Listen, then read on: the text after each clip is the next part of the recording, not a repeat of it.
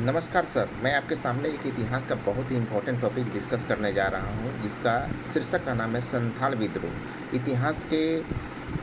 से रिलेटेड अगर कोई भी यूपीएससी हो या किसी भी स्टेट पब्लिक सर्विस कमीशन में जाइएगा तो खास करके मेंस और पीटी दोनों में ही इससे क्वेश्चंस आना लगभग तय माना जाता है। तो मैं सोचा आपके सामने क्यों ना ये चीज़ की डिस्कस किया जाए, तो क्यों ना हम इसके बारे में चर्चा आरंभ करते हैं बिना समय को व्यतीत किए हुए। तो संथाल विद्रोह सबसे पहले जो है मैं आपको बताना चाहता हूँ कि ये जो 1857 का जो बहुत बड़ा विद्रोह हुआ था, जिसके बारे में बहुत सारे लोग बोलते हैं कि देश को उसी समय आज़ादी मिल गई होती अगर सभी लोग, जितने भी वर्ग थे, वो सभी लोग एक होकर अंग्रेज़ों के विरुद्ध लड़ाई लड़ते थे। परंतु उसके पहले एक और विद्रोह हुआ था जिसका नाम था संथाल विद्रोह। अगर 1857 का जो राष्ट्रव्यापी जो आंदोलन था, उसके पहले अगर हम संथाल विद्रोह का चर्चा आपके सामने करने जा रहे हैं तो ये जान जाइए कि जस्ट उसके पहले हुआ था। अगर 1857 में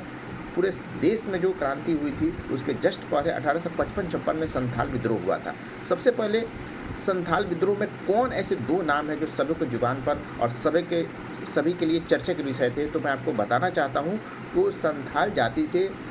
मुर्मू और कान्हू दो ब्रदर्स थे, जिन्होंने अंग्रेज़ों के सामने ऐसी लड़ाइयाँ लड़े कि इतिहास में उनका नाम दर्ज हो गया। साथ ही मैं आपको बताना चाहता हूँ कि आदिवासी लोग जो थे, वो खास करके उनको जीविकोपार्जन का साधन जो था, वो वन में रहकर और उसी से जो उनकी आमदनी थी उसी पर वो डिपेंडेंट होते थे, चाहे वो खेती करे या उससे विभिन्न प्रकार के फल या और भी चीज़, औषधि वगैरह, ये सब का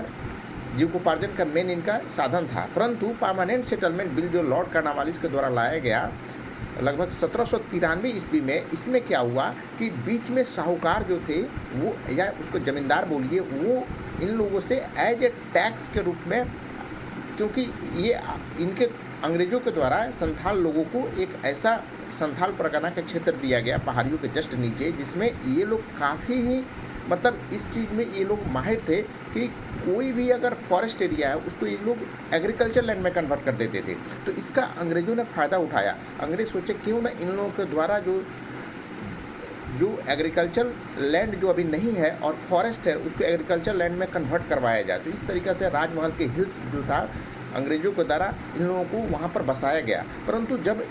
आने वाला 8 या 10 साल में जब उस फॉरेस्ट एरिया को इन्होंने एग्रीकल्चर लैंड में कन्वर्ट कर दिया और उससे काफ़ी इन लोगों को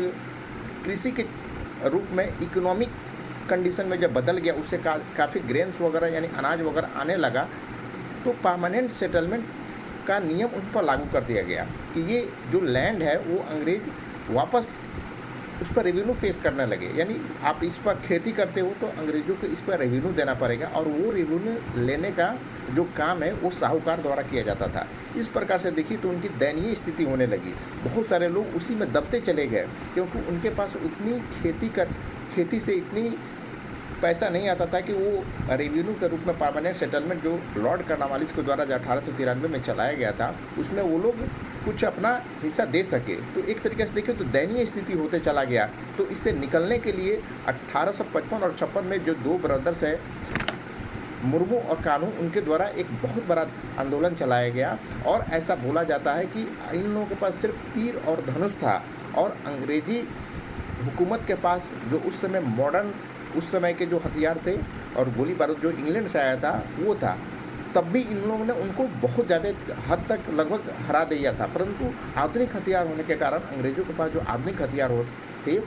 उसके कारण उनको विजयी होती है, और ये दोनों ब्रदर्स को अंत में वो लोग मार देते हैं। इसके बाद वहाँ पर एक, आज भी जाइएगा भागलपुर और संथाल परगना एक डिस्ट्रिक्ट है, तो अभी जो झारखंड में है, तो वहाँ पर जाइएगा तो आज भी संथाल परगना नाम से एक जगह है झारखंड में। तो ये वही है, क्योंकि उसमें जब दोनों इस ब्रदर्स के जब मृत्यु हो जाती है, उसके बाद संथाल परगना बनाया जाता है, और कोई भी एक्ट है यानी सिंपल नॉर्मल एक्ट को उससे अलग हटा दिया जाता है। और इतिहास में अगर बहुत लोगों ने देश की आज़ादी के लिए अपने जान न्यौछावर किए हैं, तो उसमें अगर जनजातीय समूहों की अगर बात होगी तो मुर्मू और कान्हू ब्रदर्स की ज़रूर बात होगी। इन्होंने भी देश के लिए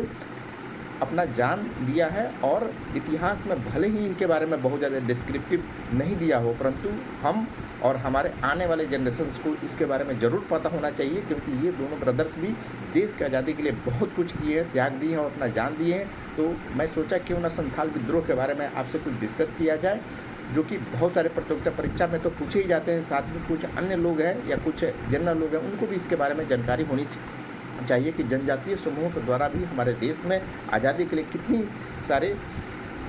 जान निछावर किए गए हैं। धन्यवाद।